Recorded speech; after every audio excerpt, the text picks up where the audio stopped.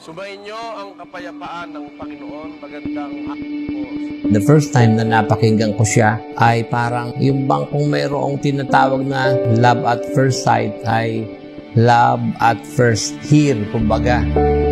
Pagka narinig nila, nag-aawitan na, ayan, unti-unti, nagdadatingan. Para bang nakakita sila ng ilaw. Pagka yan ay nangaral na, yung mga tao talaga naman makikita mo, atentibong makinig, interesado.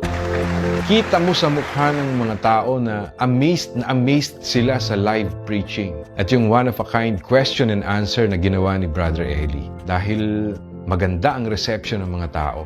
Pag nakikita nila si Brad Eli, agad na nakakapukaw. Bakit? Kasi nga dahil sinasabi niya yung totoo. Malaki yung naitulong sa buhay ko, yung pangangaral ng kapatid na Eli sa palatuntunan ang dating daan. Naramdaman ko na gumawa sa akin yung salita ng Diyos.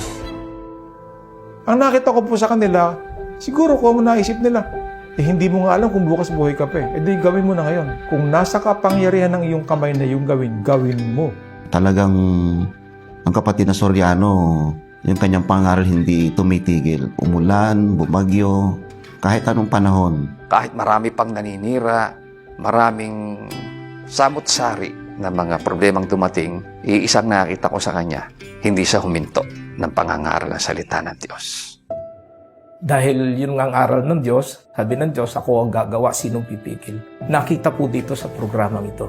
Against all odds, nandyan ang Diyos, di kanya pababayaan, lalo na ang dating daan, kasangkapan yan para umakay ng mga tao sa katotohanan, para makilala ng tao ang tunay na Diyos. Yung masaksihan mo kung paano natupad yun sa harap ng mga mata mo, nakita mo yung mga tao, mga mangangaral na kinasangkapan ng Diyos para maganap yun, nagpapatibay lalo yun ng kalooban natin para magtiwala tayo sa kapangyarihan ng salita ng Diyos. Masasabi kong napakapalad ko. Kasi buhay na saksi ako eh. I've seen all these things unfold before my very eyes.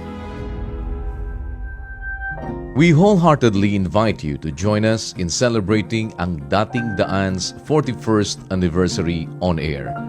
God willing, our special event will be held on November 28, 2021 at 5:30 p.m.